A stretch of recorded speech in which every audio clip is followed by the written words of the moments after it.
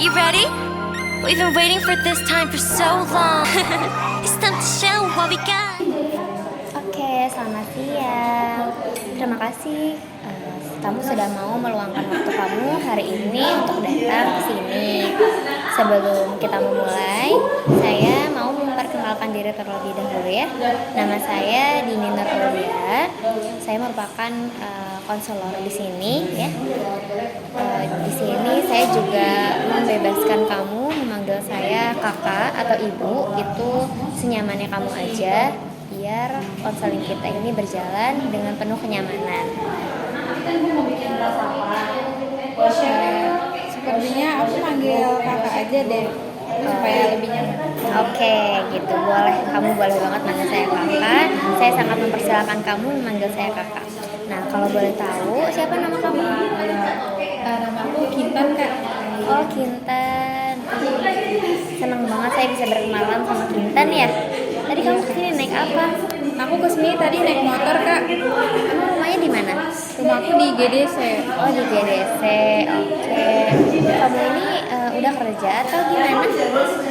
Aku udah kerja, Kak. Oh, udah kerja. Oke. Oke ya.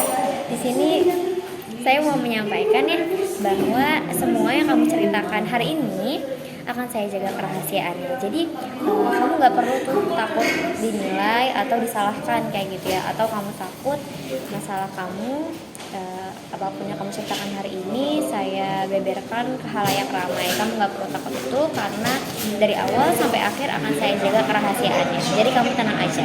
Dan ruangan yang saya sediakan untuk kamu saat ini adalah ruang aman untuk kamu, untuk kamu bercerita tentang keluh kesah kamu, apapun yang kamu rasakan.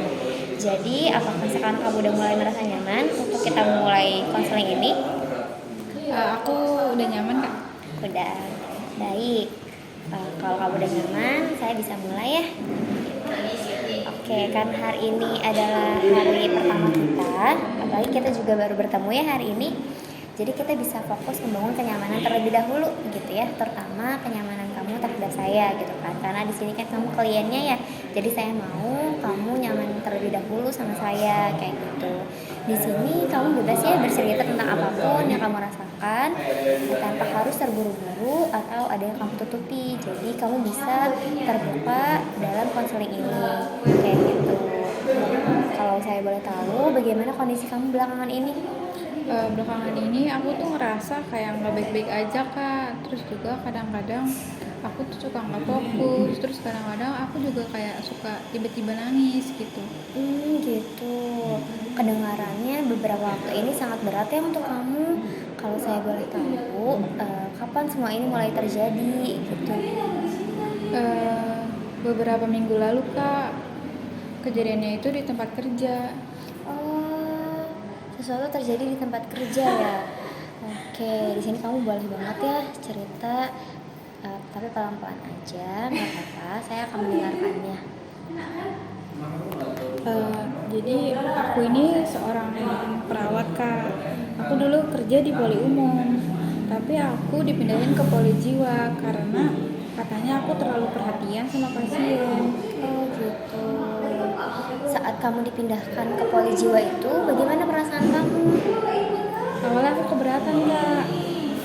Aku takut juga karena kan pasien di poli jiwa membutuhkan penanganan yang lebih dari pasien lainnya. Iya betul.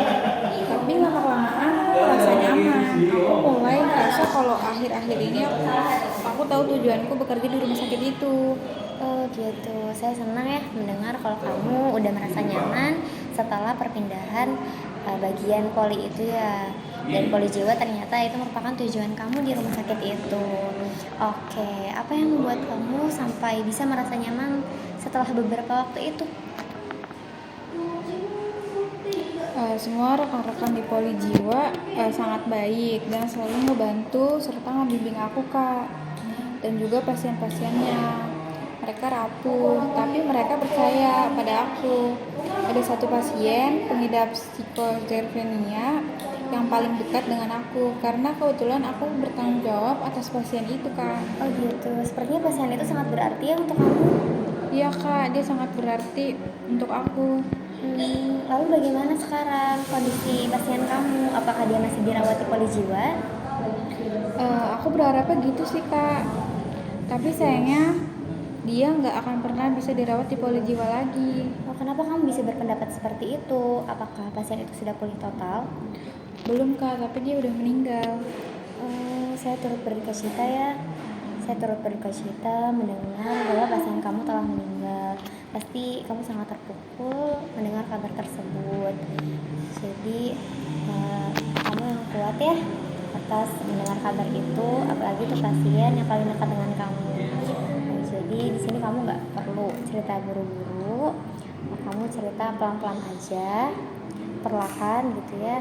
Bagaimana yang kamu rasakan aja. Kamu nggak perlu mau cepet-cepet konseling ini selesai, karena di sini saya akan tetap mendengarkan kamu mau bagaimanapun kondisi kamu saat ini ya.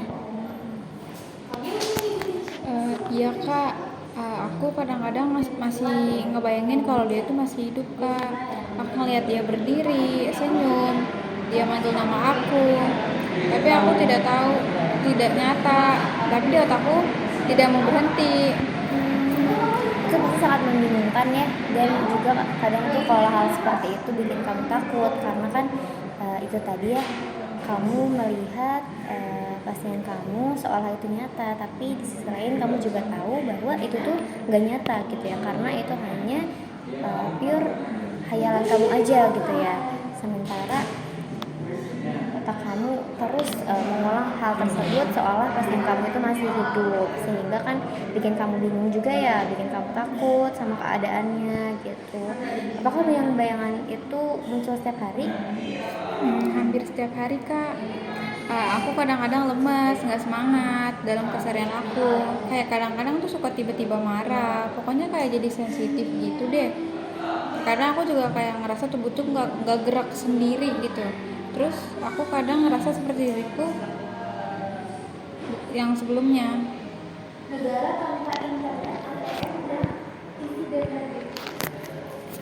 Oh gitu.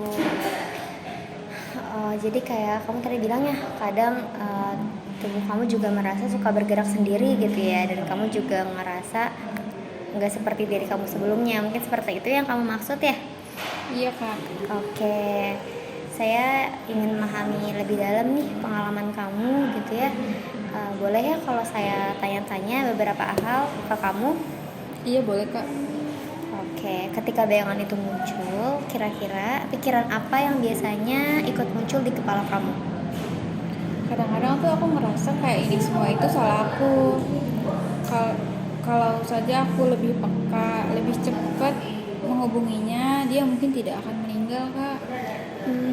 Jadi kamu merasa bahwa diri kamu itu bertanggung jawab penuh atas kematiannya, begitu? Iya kak, aku jadi kayak ngerasa gagal menjadi perawat.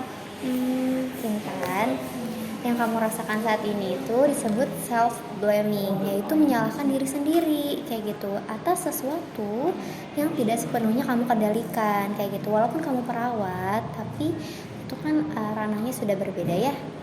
Kayak kehidupan pribadi pasien kamu itu juga bukan tanggung jawab kamu, karena kan tanggung jawab kamu adalah mengurus dia dan merawat dia di poli jiwa atau di rumah sakit. Boleh aja kamu melihat. Oke. Kira-kira boleh nggak nih kalau aku ajak kamu, saya mengajak kamu melihat dari perspektif CBT. Sebelumnya apa kamu tahu apa itu CBT?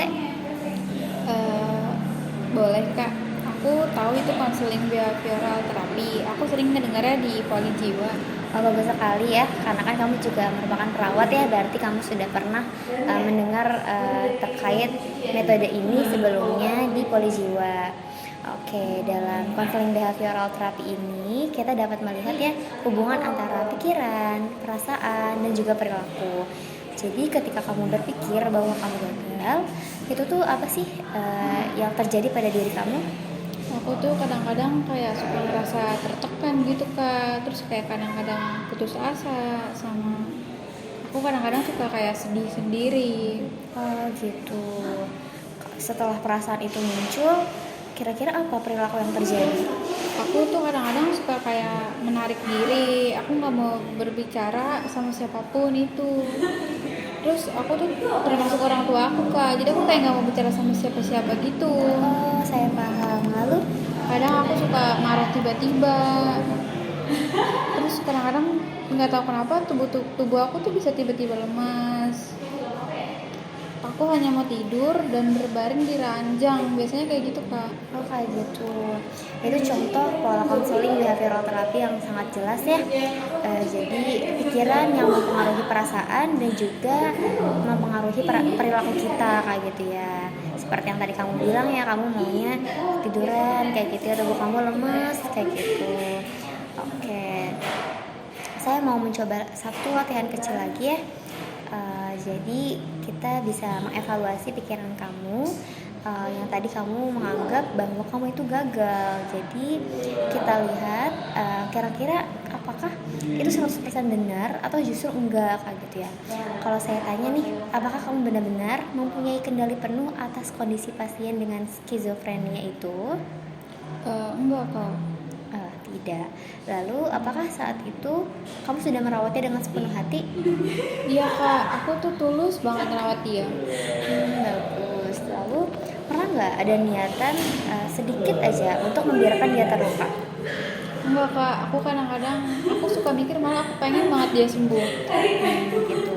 Itu memang pasti ya, kalau seorang perawat ingin sekali pasiennya cepat sembuh ya dari penyakitnya, bahkan tidak pernah kembali ke polijiwa lagi kayak gitu. Nah, kalau begitu kira-kira itu adil nggak bagi diri kamu nih untuk menyimpulkan bahwa kamu gagal, padahal di satu sisi kamu kan udah ini ya merawat dia dengan sepenuh hati, lalu kamu pengen banget pasien kamu ini cepat sembuh. Kalau dipikir begitu sepertinya nggak adil untuk aku Kak. Bagus sekali Kintan, di situ kamu kan udah mikir bahwa kamu itu memang sudah melakukannya yang terbaik gitu ya. Dan ini tuh juga merupakan langkah pertama menuju pemulihan gitu ya. Kita sedang mengubah distorsi kognitif menjadi pikiran yang lebih realistis. Kalau bukan aku gagal, menurut kamu apa kalimat yang lebih realistis dan sehat? Kalau menurut aku telah melakukan yang terbaik, tapi tidak semua bisa aku kendalikan Kak. Iya, itu sangat baik ya Kintan. Itu adalah pikiran alternatif yang lebih sehat. Iya Kak. Baik, ada satu teknik lagi yang bisa membantu kamu ketika halusinasi kamu muncul gitu ya. Jadi kita akan mempelajari sebentar nih, saya akan kasih tahu kamu terkait grounding gitu ya. 5, 4, 3, 2, 1. Nah, ini tuh bertujuan untuk mengembalikan kamu ke realitas saat pikiran kamu mulai kabur gitu ya. Pertama, kamu bisa sebutkan 5 benda yang bisa kamu lihat di sekitar kamu. Kira-kira di sekitar kamu ini ada apa aja? Nah, aku tuh ngeliat ada kursi, ada meja, ada gelas, ada piring, ada jam dinding. Oh gitu. Coba sekarang sentuh apapun yang ada di sekitar kamu dan sebutkan 4 hal yang bisa kamu rasakan. Bajuku, terus permukaan kursi, rambut, terus lantai. Oke, baik. Coba sekarang kamu dengarkan sekitar, sebutkan 3 suara yang kamu dengar. Ada suara AC, suara hentakan kaki, sama suara napas aku Kak. Oke, lalu sekarang apakah ada 2 aroma yang sekiranya bisa kamu cium? Ada aroma ruangan sama aroma parfum yang aku pakai Kak. Oke, sekarang kita fokuskan ke tubuh kamu ya.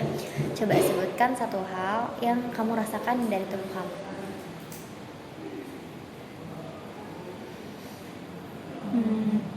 Aku bisa ngerasain kalau napas aku itu udah lebih stabil. Baik kalau gitu.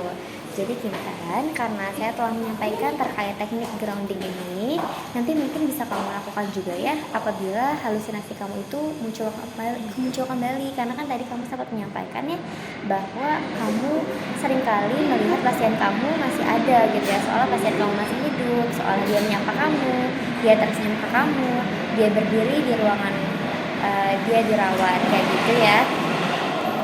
Iya Kak, nah aku mungkin akan melakukannya.